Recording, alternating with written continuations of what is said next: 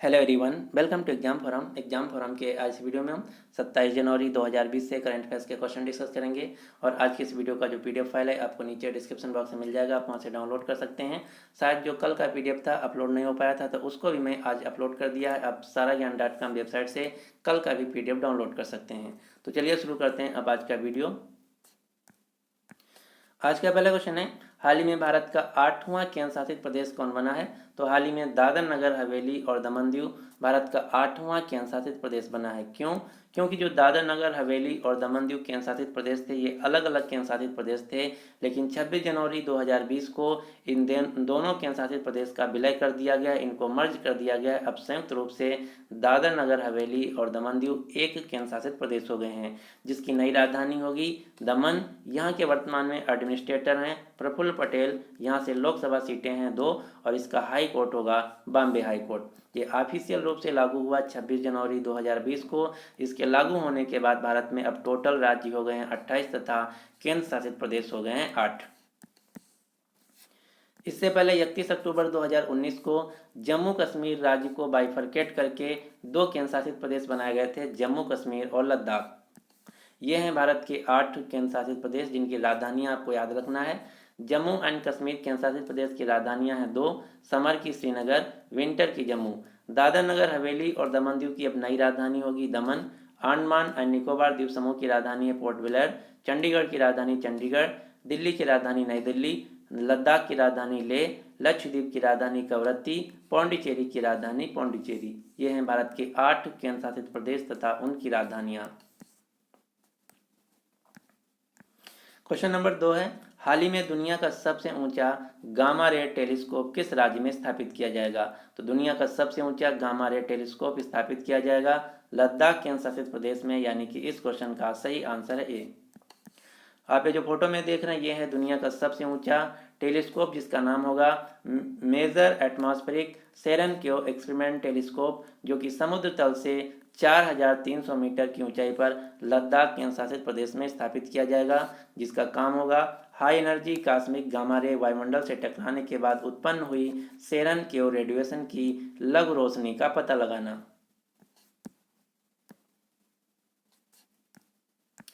Question number 3 है, हाल ही में world breast feeding trends initiative के सर्वेक्षण में स्तनपान दर में किस देश को पहला स्थान प्राप्त हुआ है? तो हाल ही में world breast feeding trends initiative के सर्वेक्षण में श्रीलंका देश को स्तनपान दर में पहला स्थान प्राप्त हुआ है, यानी कि इस क्वेश्चन का सही आंसर है ए, और इसमें भारत की रैंक रही 78।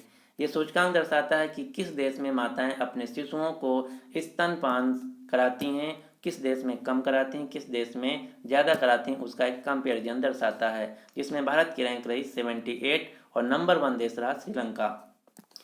श्रीलंका जो कि दक्षिण एशिया में स्थित एक देश है, जिसकी राजधानियां हैं 2, कोलंबो और श्री जयवर्धनेपुर कोट्टी। श्रीलंका देश की मुद्रा है श्रीलंकन रुपया। यहाँ के राष्ट्रपति हैं गोटाबाया राजपक्षे और यहाँ के प्रधानमंत्री हैं महिंद्रा राजपक्षे।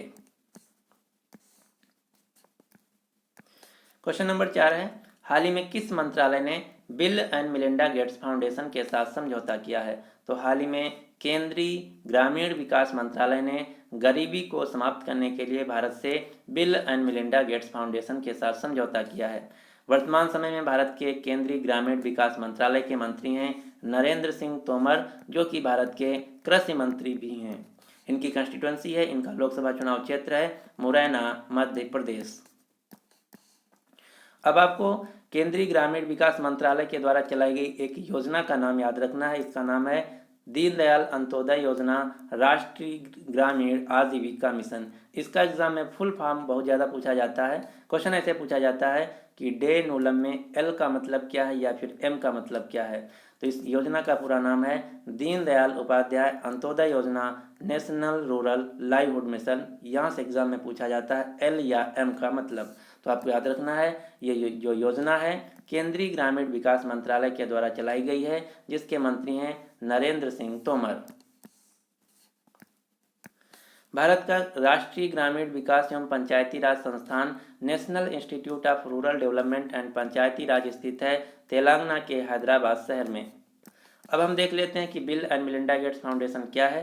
तो जो bill and Melinda Gates foundation है, ये माइक्रोसॉफ्ट कंपनी के को फाउंडर और मालिक बिल गेट्स तथा उनकी पत्नी के द्वारा चलाया जाता है, जिसका उद्देश्य विकासशील देशों में लोगों के स्वास्थ्य में सुधार करना, उनके जीवन को बेहतर बनाना। इस फाउंडेशन के द्वारा इस साल एक अवार्ड दिया गया था जिसका नाम था ग्लोबल गोलकीपर अवार्ड, जो कि इस साल दिया गया भारत के प्रधानमंत्री नरेंद्र मोदी को। तो आपको याद रखना है, bill and Melinda Gates foundation के द्वारा ग्लोबल गोलकीपर अवार्ड 2019 दिया गया था भारत के प्रधानमंत्री नरेंद्र मोदी को। क्वेश्चन नंबर 5 है, भारत की पहली वैश्विक मेगा विज्ञान प्रदर्शनी विज्ञान समागम का उद्घाटन किसके द्वारा किया गया? तो भारत की पहली वैश्विक मेगा विज्ञान प्रदर्शनी जिसका नाम है विज्ञान समागम, इसका उद्घाटन किया गया डॉक्टर जितेंद्र सिंह के द्वारा, यानी कि इस क्वेश्चन का सही आंसर है ए।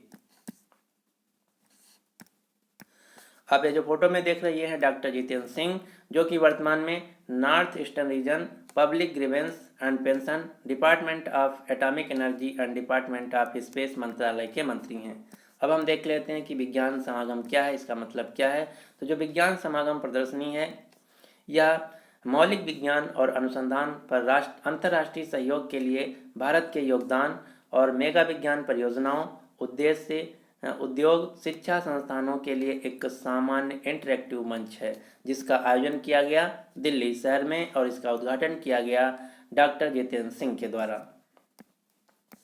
अगला क्वेश्चन, क्वेश्चन नंबर 6, हाल ही में अंतर्राष्ट्रीय सीमा शुल्क दिवस कब मनाया गया है? तो जो अंतर्राष्ट्रीय सीमा शुल्क दिवस है, इंटरनेशनल कस्टम डे, ये हर साल मनाया जाता है 26 जनवरी को, यानी कि इस क्वेश्चन का सही आंसर है सी।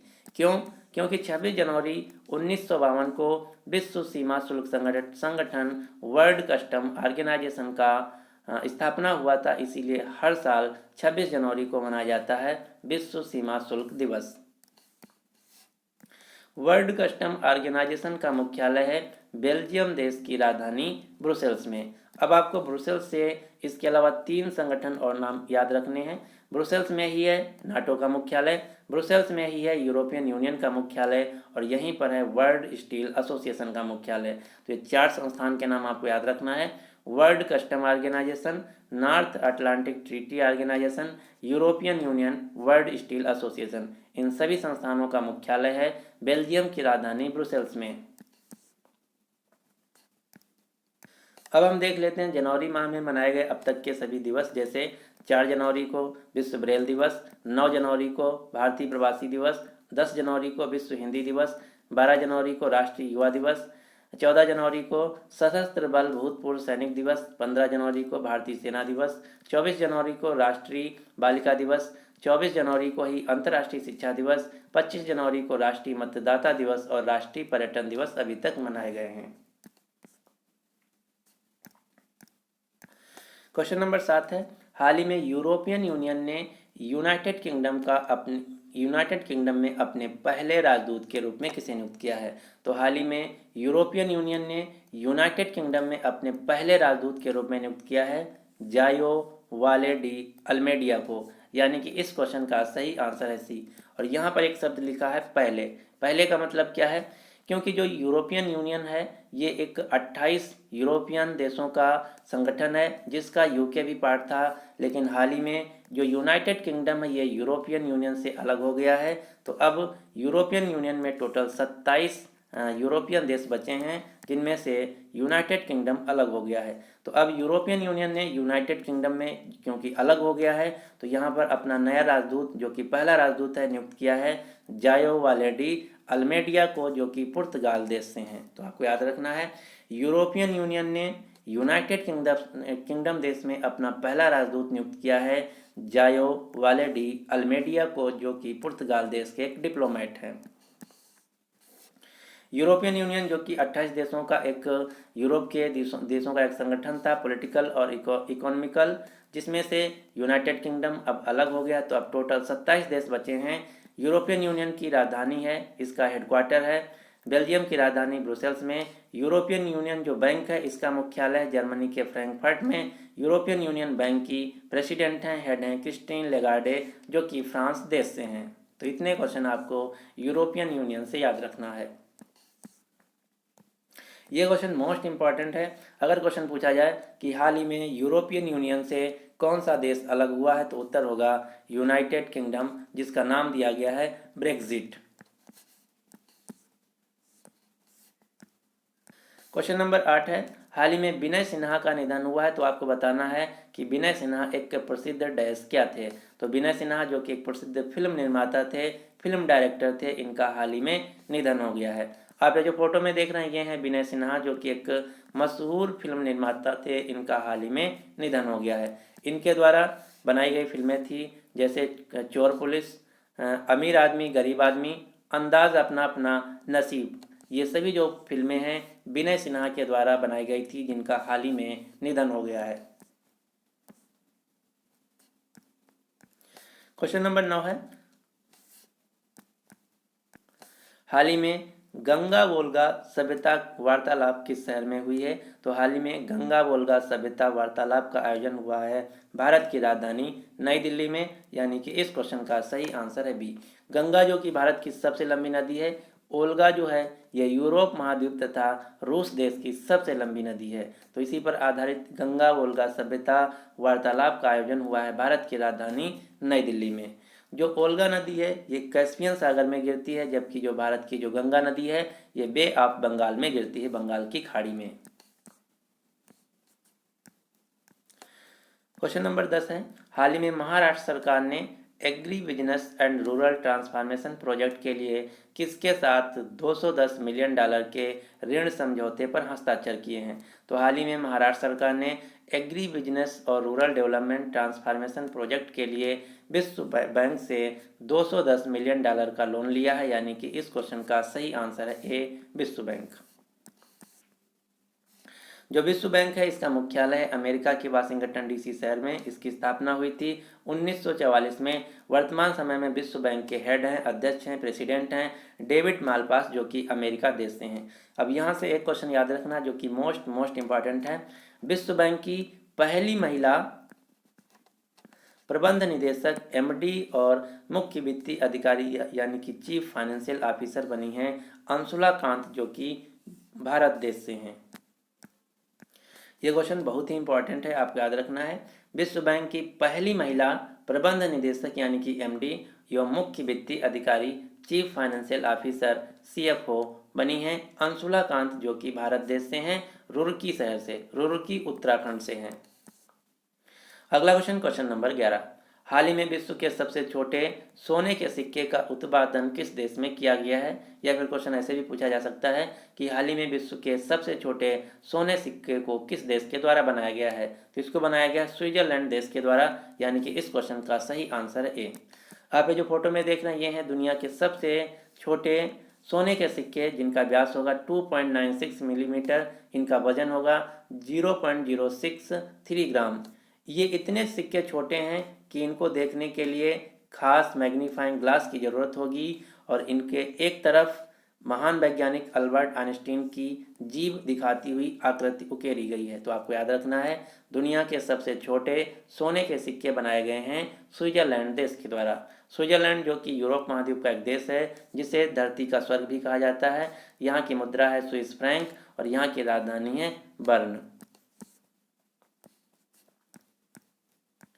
क्वेश्चन नंबर 12 है, हाल ही में भारत पर्व का आयोजन किस शहर में शुरू हुआ है? तो जो भारत पर्व है इसका आयोजन शुरू हुआ है दिल्ली शहर में, यानी कि इस क्वेश्चन का सही आंसर है सी। भारत पर्व क्या है अब हम ये भी जान लेते हैं। तो जो भारत पर्व है इसका हर साल आयोजन गणतंत्र दिवस यानी कि रिपब्लिक डे समारोह के दौरान शुरू होता है, जो कि 26 जनवरी से लेके 31 जनवरी तक चलता है, और इसका आयोजन किया जाता है लाल किले में, जिसका उद्देश्य होता है देशभक्ति की भावना को जागृत करना तथा देश की समृद्ध सांस्कृतिक विविधता को बढ़ावा देना।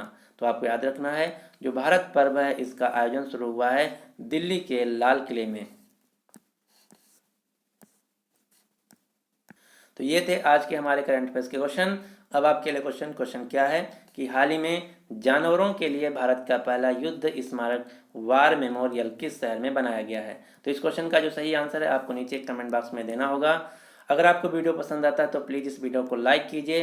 अगर आपको पसंद नहीं आता तो इसको डिसलाइक भी कर सकते हैं, कोई ज़बरदस्ती नहीं है। और अपने सभी दोस्तों के साथ शेयर जरूर करना जो भी किसी भी एग्ज़ाम की तैयारी कर रहे हैं।